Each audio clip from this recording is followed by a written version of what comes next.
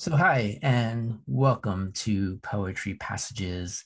I'm Clifford Reams, and it's so lovely to be able to present to you today Laura Foley, my special guest here. Hi, Laura. Hi. Welcome. Laura is the author of 8 poetry collections, the newest of which is Everything We Need, Poems from El Camino, which is freshly minted by Headmistress Press and available now from bookshop.org or Amazon. And if you would like a signed copy, which I have right here as well, you can go ahead and order that from the Yankee Bookshop in Woodstock, Vermont. And I'll put the link to that in the section below. Laura currently calls Vermont her home, where she lives with her wife Clara and her 2 pups, Chloe and Lorca. Laura has won several poetry prizes, including first place in the Common Goods Poetry Contest, judged by Garrison Keillor, who read several of her poems on the Writer's Almanac. Kirkus Reviews has described Laura's poems as understated, courageous, and deeply insightful. Author April Osman writes, Foley's voice rings with quiet authority, undercut by calamity, examining a life so extraordinary she seems to have lived several people's lives, setting a high bar for poetic craft she meets. An editor and co-founder of Headmistress Press, Riza, Riza Denenberg, says that Laura's writing has the ability to take us along on her journeys with her deft descriptions, expansive vistas, and gentle tugs towards a more meaningful life. So thanks again, Laura. It's such a pleasure to have you today on the program. Thanks for taking time out of your journeys to come on and chat with me. Great to be here. Really nice to be here. Thank you. So, having watched the movie The Way with Martin Sheen so many times, the pilgrimage of the El Camino has been on my bucket list for a long time. Makes me really excited. It's always fascinated me. So I'm really, really excited to hear more about your book and sort of the background story to it. So can you tell us a little bit about that background story, how you decided to walk the El Camino, when was that, and so forth? Okay, sure. Well, Clara and I walked that in 2019 and 18 and 19. 18. Right. Now, Clara is from Spain. Her name is Clara Jimenez. She's from Madrid. Her whole life, she has been wanting to do the Camino. And we actually talked about it on our first date, which was in Wow. 2012. It happened to come up and I had just met someone the night before, or the day before I met her. I had I had volunteered to build a house. It was like this sort of um, volunteer job that I was, I mean, it wasn't very good at it. You had to go underground. You had to do all this hammering.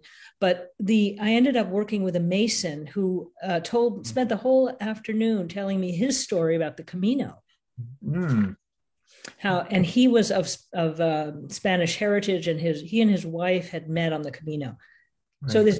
there's something about the Camino that's very interesting, very almost eerie. So the next day, I have this meeting with this person I've never met, and who ends up being my wife. A little bit later, Right. and she starts telling me about the Camino, and I was like, "Oh yeah, I heard about the Camino. I just heard Yeah. about it yesterday." So fast forward to 2018. We at that point were married. We got married in 2017, and it was just something we've always wanted, always talked about. And I just kind of knew it was inevitable. Mm, And there we were. wow. It took a lot of planning. And she loves to plan. I'm pretty spontaneous. I like to be spontaneous, and she likes to plan. So the whole winter was like ordering, you weigh things, you weigh your clothing, you Right. Right. weigh your underwear. I mean, literally, Wow. yeah. I mean, everything that goes in the backpack, you're going to have to carry Yeah. it. Yeah. So that was a kind of an interesting relationship process Mhm. to work on. I mean, whether you're walking it alone or with another person, Right. it's going to be it's going to be a lot of negotiation. Even if you're Yeah. alone, it's going to be like, well, do I need this? You know, you kind of are going to be talking to yourself. I mean, you have to do that on even the most short day trips. I mean, a lot of times when you carry, you're just sorting out. But I can't imagine on a 500-mile walk what you have to go through.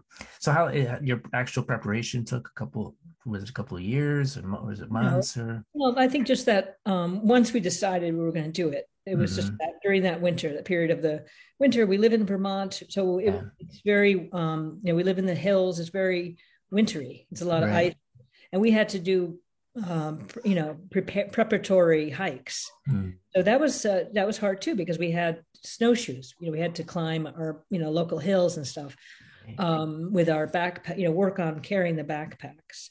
So all of that was an interesting, a really good challenge. And then it was late April that we started, and by then we'd been able to do a few normal hikes. You know, not in the ice, and we were at that point we were ready.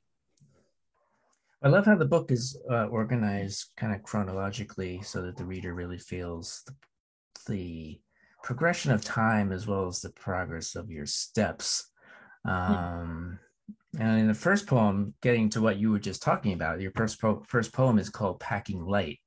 Yes. And you obviously allude to the fact that you have to really not pick and choose what you're going to carry for 500 miles. You write, not too heavy, I will carry its silent weight.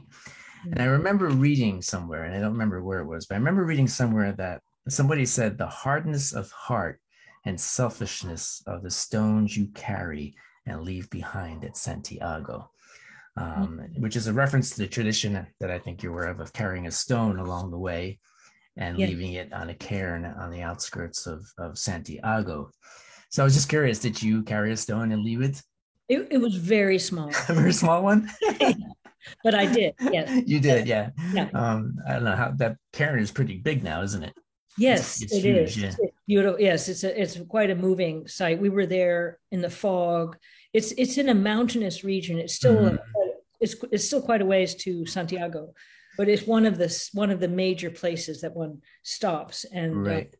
and some people are weeping as they leave their weight Yeah. in this very very impressive structure. Yeah. I don't know. I wish I knew where that quote came from, of the hardness of heart and selfishness of the stones you carry and leave behind. It's so beautiful. So with that in mind, though, I was kind of curious, how did walking the Camino kind of, did it change you or change your perspective on life, and in what Yes, ways? it really did. I mean, I approach every day as a kind of journey. You know, I mean, I think I did that a little bit beforehand, but now it's more the actual walking. I do a lot of walking, certainly during COVID and when we're unable to travel. I've done a lot of local walking, and I keep track of my steps, and it gives me a sense of each day being a journey, which in any case is a helpful way just to embrace the day, to be awake to what is new on this day. I mean, this morning I walked along our country road, and there's so many changes. There's a cow that just gave birth to a little calf. Uh, there's a pair of mating geese that have just moved in that were very upset as I walked by with my dog. It's just a pleasure to treat the day as a new Camino, a new journey. So I learned that, and it was kind of it became part of my being by walking it, by walking that whole extended, taking the time out. I think a lot of people find that is the challenge. It's just to start it, to start the journey, to take a month out of your normal life and decide that this is what you're going to do. And to find the time. I mean, I think that's the biggest challenge for anyone, is to Right. be To able to carve. have to Yeah. carve that block of time, which is, I guess, why a lot of people do it in retirement and stuff. But Yeah. Right. hoping to get there before that. Yeah. So can we get to walking? And I thought your poem "Belief" would be a great place to start. It just kind of sets us off. And would you mind reading that one for us? And that's going to be on page 10 for anybody who has the book and wants to follow along. Belief. Walking the endless meseta, we turn to see yellow broom flowers, orange poppies going by. The only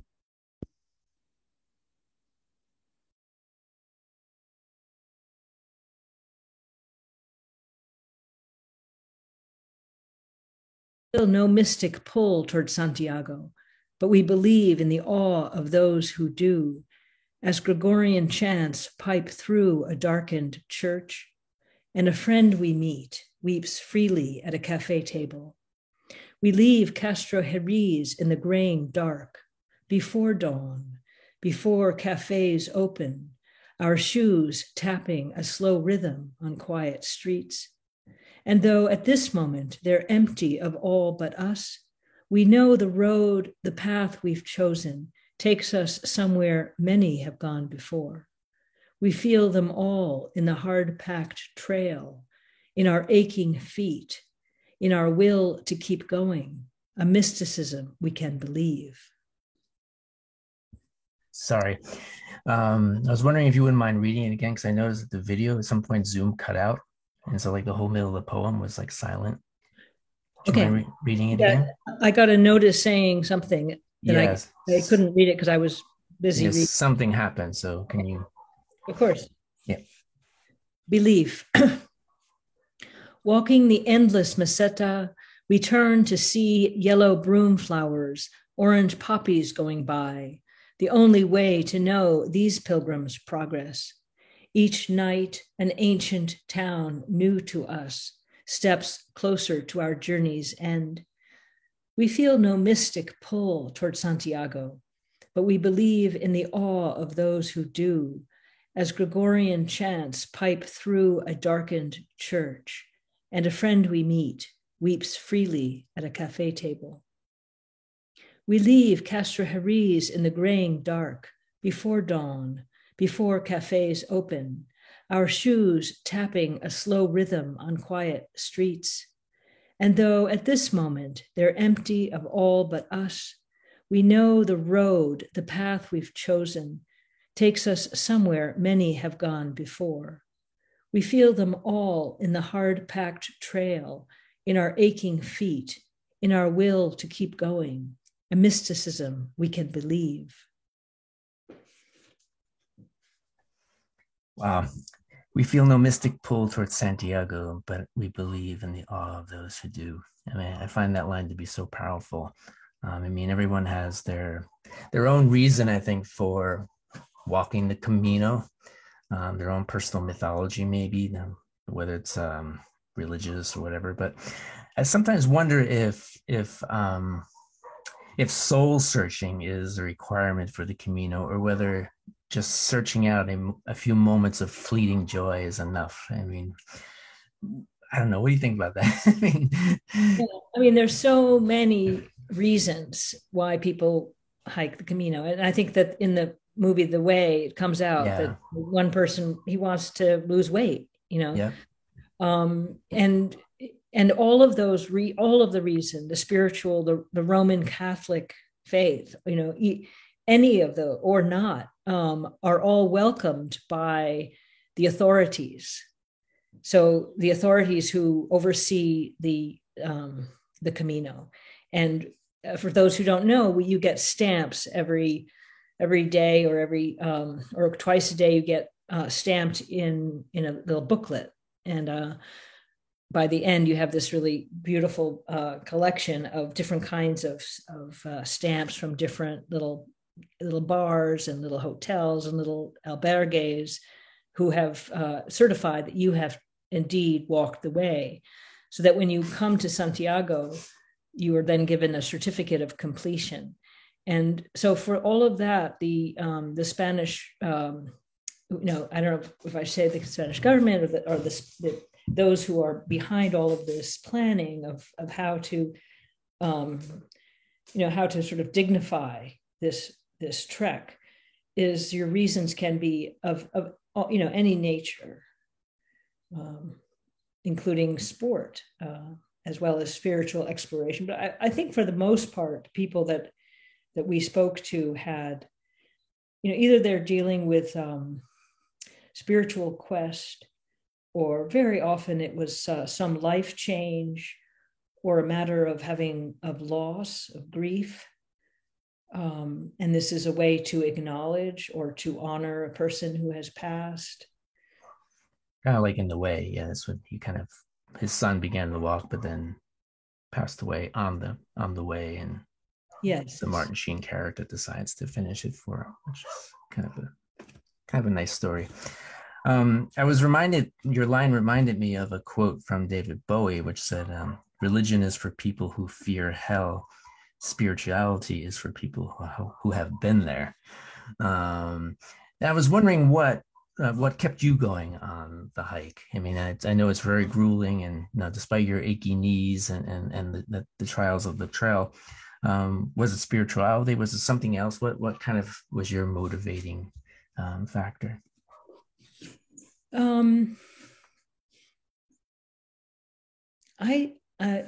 Right.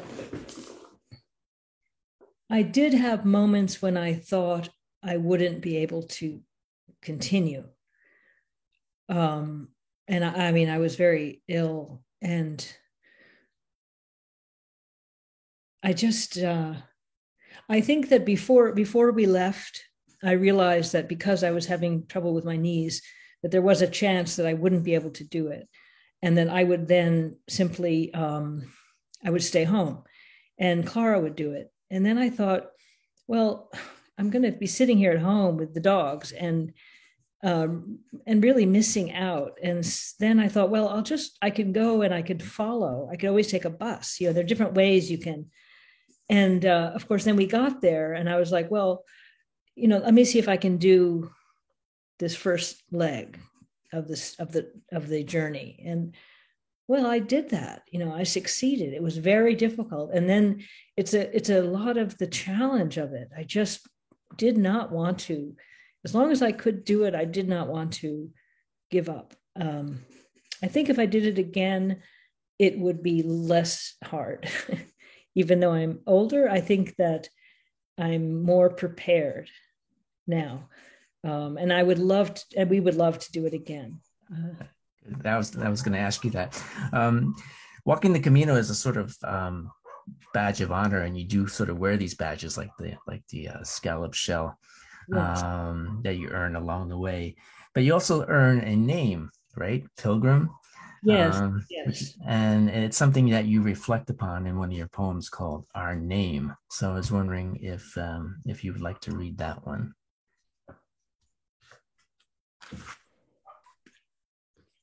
Our name. We were given the name as we sat defeated, weeping on a bus, having given up for the day.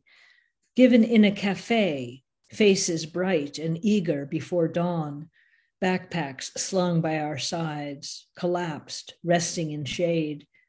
Given leaning over a bridge, limping to vespers to save aching knees. Given crossing a wet poppy field toward others of our tribe, having lost the way, getting sick roadside. Given striding through small towns, locals running out, saluting us, calling us by our given name, Pilgrim, requesting that we bless them. As if persisting in the suffering we chose gave us a saintly aura. So would you say once a pilgrim, always a pilgrim, or do you still feel like a pilgrim? I totally do. Yeah, I mean, you're talking about how you walk every day, and is that kind of in your mind sometimes? Or? It totally is. Yeah. I just think I think what came to me just now was that it gives you a goal. Yeah. I think life can feel so random and yeah. Where Well, we also, yeah, I mean, you have to like in the morning get up for a reason, right? When something has right. to get you out of bed. I mean, and Yeah. So um there you are, and you have to just and you have to move. You can't stay in one place. You just yeah. doesn't work like that. And you And talk about in the book how often you would be out really early while the rest of the villagers and the towns you went through were still sleeping. So it kind of you were kind of in this special place like that was yes, kind of exclusive to the pilgrim, which is kind of cool. yes, so cool. And you're in a community too. It's a walking village. Yeah, a walking village You're all walking along, and you keep seeing, people that you've seen. And before, yeah. and you go faster, slower, whatever, and it's like, oh hi, and there you have this thing in common. I Yeah. remember we were sitting in a very beautiful city. I think it was Leon, and sitting in a cafe, and we must have looked pretty ragged. And somebody came up, some just a tour, a much clean looking person, and said, "Oh, are you in I think in Spanish, I'm not sure, but are you pilgrims?" And I was thinking, how did they know? And of course, well, yeah, we probably looked it. He looked at yes. Well, I was kind of curious about your writing routine during the journey. Were there certain times of the day when you wrote or would compose poems? Did you stop or just stop at places along the way as ideas came to you? And what did you do for your Yeah, it's challenging. That was a challenge. I need a lot of space for writing. I need a lot of mm, empty space, and there wasn't a lot of empty space. However, there were rest afternoons. The walking tends to be really early in the morning, especially to avoid any possible heat, and then stopping at around 2, and then you don't have to do anything. The other thing is that you really have nothing to do. You just have to rest. You have to rest your legs, and that could be a time I could sit in a cafe. Also, when I was sick, and we did stay in one place for a little bit, and then I really was able to write. um, so it's a matter of carving out time. um since you already talked about how you had to pack light, I was kind of curious about what you ate. I mean, I know you mentioned the granola bars, and did you Yeah. did you were you able to carry a lot of food, or did you have to No. stop along the way and get Yeah. and reprovision yourselves and all Yeah. This is not the Appalachian Trail. that? We live about a mile from the AT, Oh, dear, yeah. and we haven't done that. Oh, wow. No, now the Camino. I love coffee shops, and I love cafe con leche. Mm, And there you are. I mean, you're walking from cafe to cafe. yeah. So you don't have to carry food. I mean, there are times when I do have the granola bars occasionally. You do have maybe something like that in your backpack. But Mm, mostly, especially the French way, which is the way the 500-mile one that we did the first year. There's so many other pilgrims that a lot of cafes are there. I mean, they're there anyway. It's not right. for pilgrims, but there's a lot of, we call it support, and some of them are really good restaurants too. Okay. Yeah. Yeah. Yeah. I was kind of wondering because you have a poem in the book called Imagine, Yes. and it's a poem I often think about because it kind of speaks to that sort of homesickness when you're out on the trail, or that sort of craving that you sometimes get when you're hiking for that meal that's waiting at the end of the trail, that you get really hungry for something. I want that. Right, and the granola bars just aren't cutting it anymore. That's true. So I was kind of curious about that. You mentioned the cafes, and I was kind of imagining you walking through little villages and the smells of the Mm. aromas of someone's simmering cooking coming through the windows, and you throwing down your granola bars and crashing someone's lunch. I mean, Yes, yes, did that ever happen, or yes, yes. I mean, and also you feel like you can eat whatever you want. yeah, You're exercising so much that you can, you're hungry, and you're hungry all the time. Yeah, yes, and the Spanish have wonderful food. yeah, but wonderful aromas coming through those windows. Yeah. Yeah, the tortilla con patatas is another Ooh, staple, which is a yeah. potato omelet. It's mostly potatoes with a little bit of egg in the middle. Uh, Excellent. Well, you mentioned some of this in your poem, Imagine, so I was hoping you would read that for us. It's on page 16 for anyone who wants to follow. Imagine. Today, someone rose even earlier than we, a woman in long skirts, bending to collect juicy, fat snails. Apron full of someone's lunch, caracoles with garlic, saffron, in steaming broth, in paella, savory tapa de caracoles. Feasts, we'll imagine, hours later as we munch granola bars like packed sawdust, somewhere further along our dusty path. Excellent. So you mentioned in the book that and I've heard you mention in interviews that you walked two different routes of the Camino, right? The longer one through Spain, yes, and then a shorter one that's kind of a branch of the Camino that goes through Portugal. Is that correct? Yes. So are these two routes? I'm just kind of curious how different these two routes are, and are they very different? Was the experience of walking them different? Yes, I mean I can just show you on the back of the book is a picture of the Clara and me on the Portuguese, and you can see behind us is the ocean. The ocean, yeah. So it's really walking. You're walking often on boardwalks. It's very well maintained. I mean, Yeah. you can't imagine hundreds of miles of maintained trails. Not always. I mean, sometimes we were in the sand, but for the most part, they're trails and there are boardwalks, and it's gorgeous. I mean, there you are on the ocean. So it's quite a different feeling than the French way. So there are actually many ways. There are many paths. If you think of the scallop shell having all lines, and the point of it is that they all come down to the end point, which is Santiago. So you can come along Portugal, you can come from France as we did, and you can also come from many other points in Spain. So and each one has a different character. Yeah. So the movie The Way was the French way. The French way, yeah. He came down through the Pyrenees. Yeah. We crossed the Pyrenees, and in both cases we walked into a new country. You know, I mean, in the Portuguese one, we walked. I always think that's so cool. It is, yeah. We walked along. We walked into a boat, a ferry, which took us across a bay, and then we were in Spain. In Spain, yeah. Wow. And then we walked into Spain. You know. Well, you have this wonderful poem called Mermaids, which sets up this beautiful, tender scene on the seaside in Galicia with Clara, and I was wondering, many people choose to, and as you mentioned earlier, a lot of people choose to walk the Camino alone, a sort of journey of self-discovery or redemption, even, like as in the film The Way. Would Everything We Need be a very different book had you walked alone? Or maybe a better way to ask it is, could this book only have been written with Clara at your side?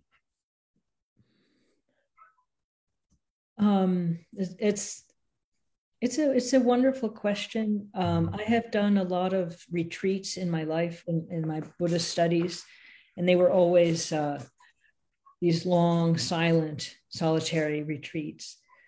And this the Camino also has a retreat feeling to it. Mm-hmm. But the difference for me, so that I think one could approach it that way. I think some people do it in silence too. They carry a plaque or something.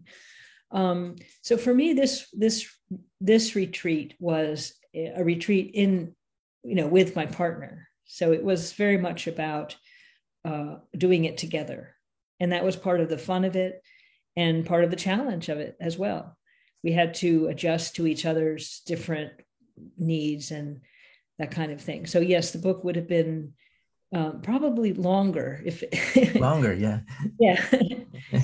Just because I would have been alone more. Yeah.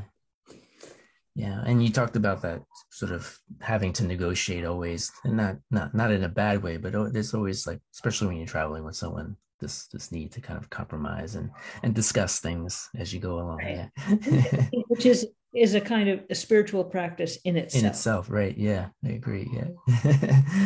Well, would you be able to read Mermaids for us? Because I think it's such a lovely poem. Thank you. Mm. Mermaids.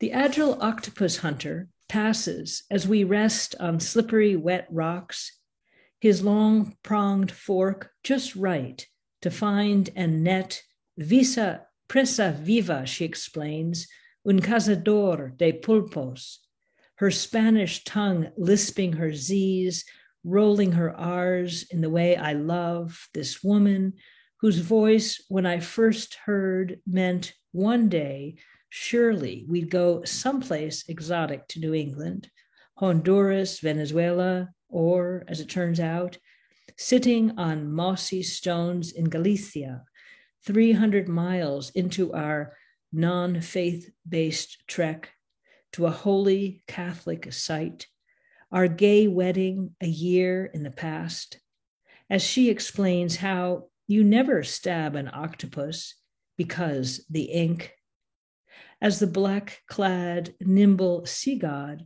brandishes his trident in scampering past, letting us mermaids be. Love it. So, did you discover at that very moment that Clara was an expert on octopus fishing? Yes, yeah, it seems so exotic to me. Right. Although I can never kill one myself. I think they're way too intelligent. But I know. I know. She won't watch the movie The Octopus Teacher. She won't watch it. No. Feelings of guilt, perhaps. I don't eat that. I don't eat meat. So. Oh, are you vegan? No, I do eat chicken and fish. Chicken fish, but yeah. You know. Yeah. My father's from the coastal region of Croatia, and octopus is very much a part of the culture. And yes, I can admit that it's tasty, but I gave up eating it a long time ago because they're sentient beings in my mind. So yeah. Anyway, I know you had to pack light, but I was wondering if you brought any books on your journey, and if so, what did you read? Do you remember? I had a notebook. I had my phone, and I read a lot of poetry on my phone. Okay. So, and I did have a book on tape for times when it was just, sometimes I just needed, to help move along. And I was listening to a history of FDR of all things. Oh, wow. I know, it was totally inappropriate. Some people who walk the Camino talk about, I'm part of a Facebook group. So I'm reading all the time, every day about their experiences. And often people have songs that roll around in their head. Yeah. Music playlist. Yeah, the playlist that's just automatic. Like they're not actually listening to earbuds. It's just the memory of the songs or whatever. So I didn't have that. As I say, I've had a lot of silent practice, a lot of silent meditation practice.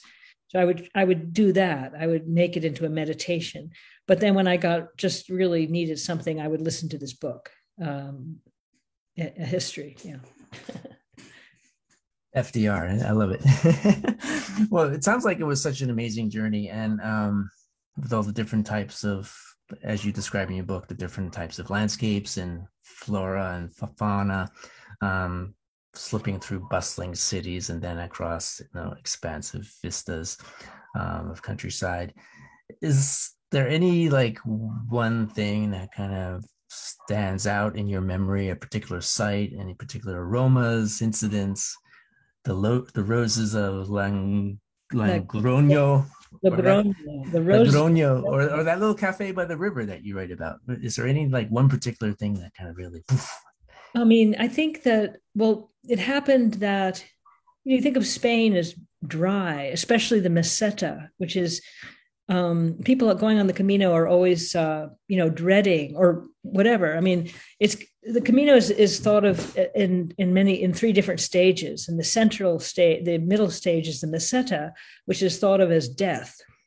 because it's flat and it's so hot. And it's like, how are you going to get through it? And the year we went, it happened to be the rainiest time. So you'll find a lot of poems in here about rain and mud. And we were just so delighted with the fact that we didn't have to worry about the sun and the heat.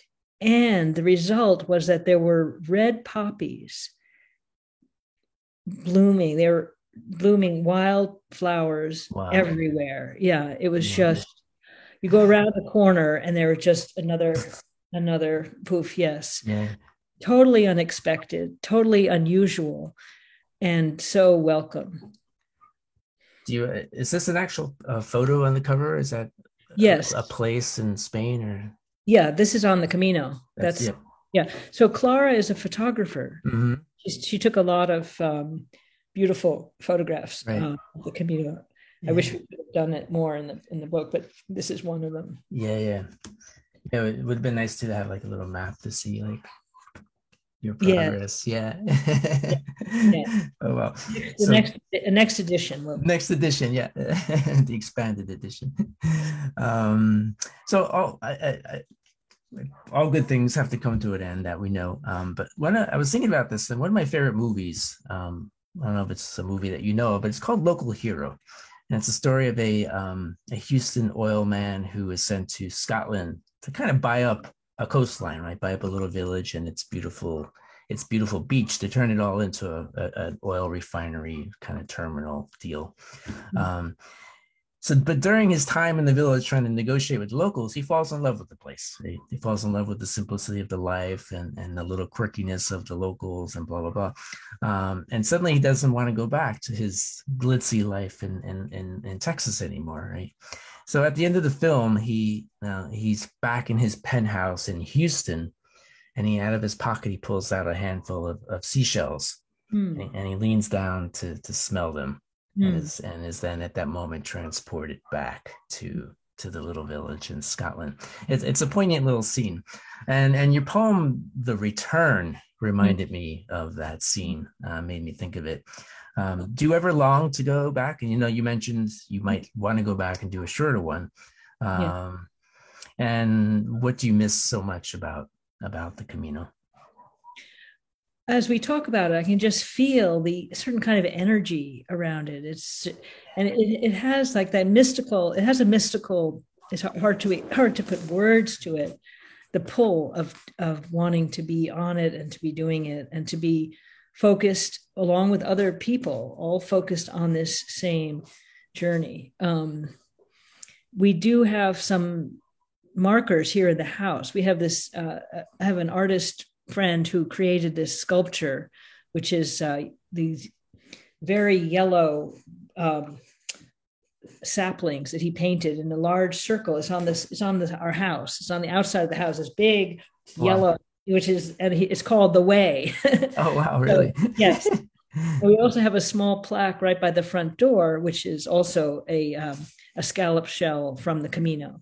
So we have these. We also have those reminders as heat of. So it's hard to put words to it, and it's just it's a real pull. Yeah, sort of sense of community, I bet, is really attractive, and that kind of, like you said, shared goal, right? And yeah. Sort of cheering each other on. I know I remember from the movie how you kind of you lose people, but then you catch up to them, or you fall behind and they catch up to you, and there's this always kind of cheering each other on kind of thing, which is really sweet. Yeah. Yes. So would you read The Return for us? Yes. Please. It's on page 33 if anybody wants to follow along. Return. Our steps are the path. The path is made by walking. Machado. I stood in the rumbling homebound train for 3 hours, happy that my legs, grown strong from walking the widths of Spain, didn't tire.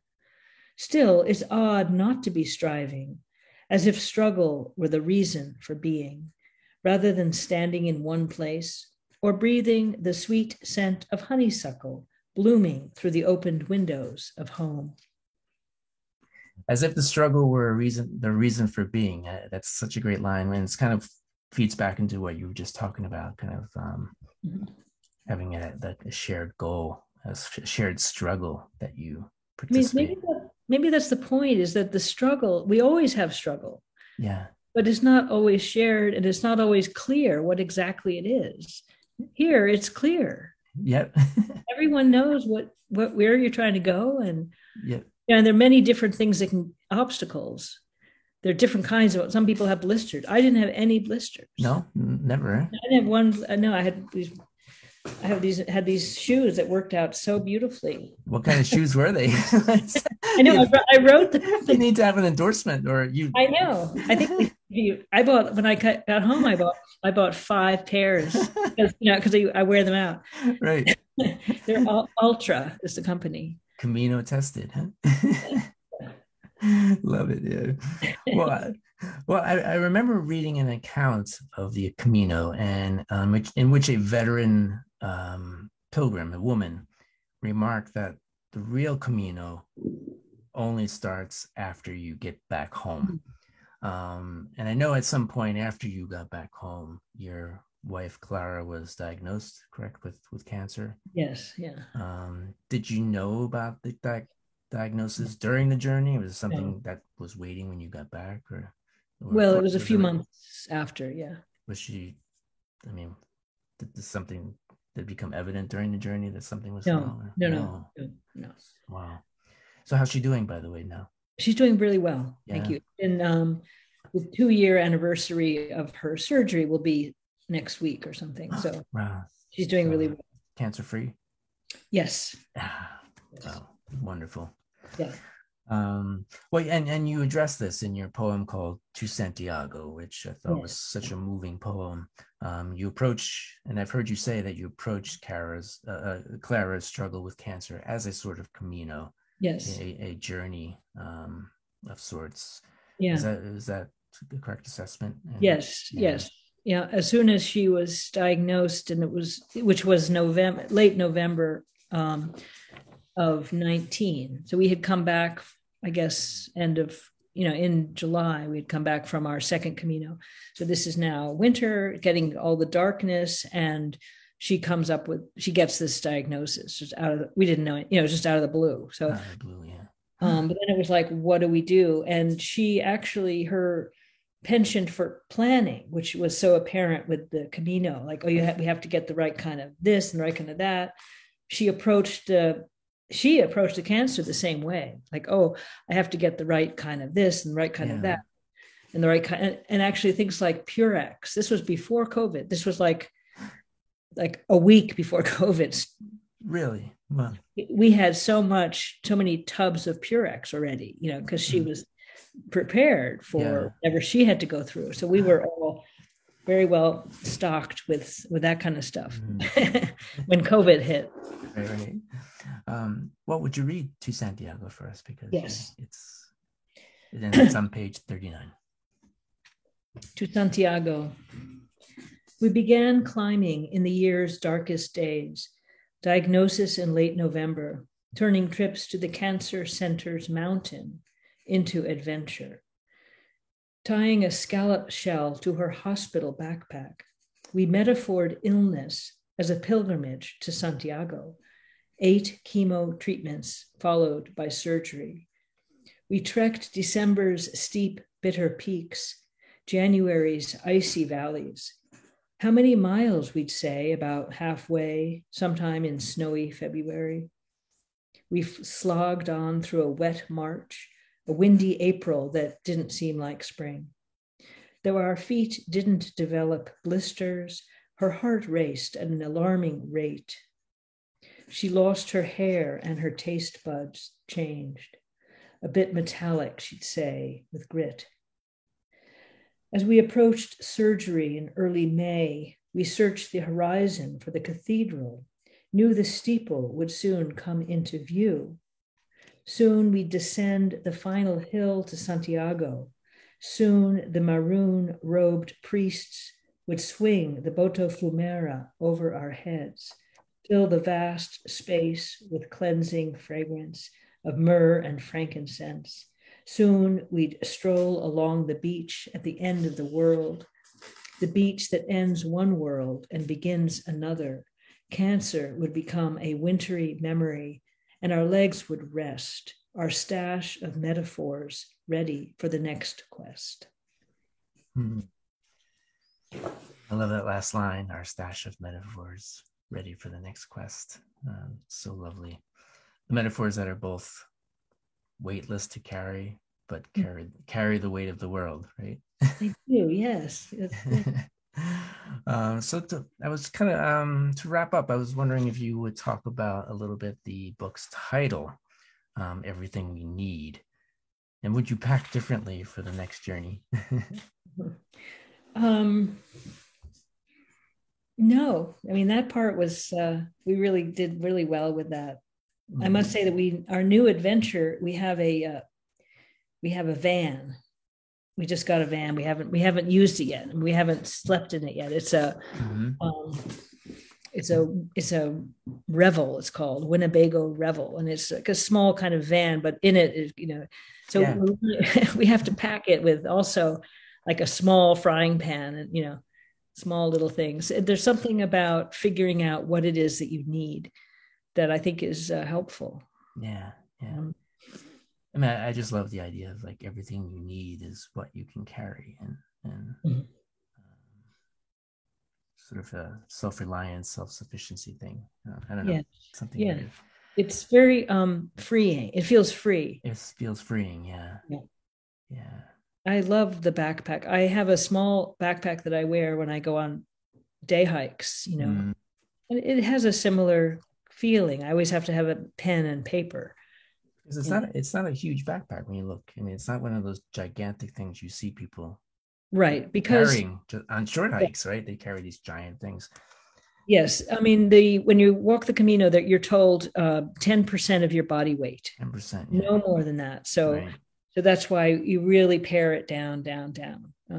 So I guess because you didn't have to pack a tent or anything, right? Because you would sleep at you stay at places. At places, right? Yeah. All right. Any last announcements before we wrap it up? I know you have a new book coming. I have another beyond this one, right? Yes. A full-length book is coming out next spring called "It's This," and Fernwood Press is going to be bringing it out, and then I have another book called "Sledding the Valley of the Shadow." So that'll probably be the year after. Okay. So look forward to that. Yeah. Excellent. Well, thanks everyone, and thank you, Laura, for coming on the program. This has been a wonderful journey speaking with you. Really generous of you. It's been fun. And I hope everyone will check out Laura's book, Everything We Need. Now, as I said in the beginning, you can order signed copies from Woodstock, Vermont. And to everyone out there, stay well, stay safe. Thanks for watching. To Laura, thank you very much. And we'll see you all again real soon, right here on Poetry Passages. Bye. Bye.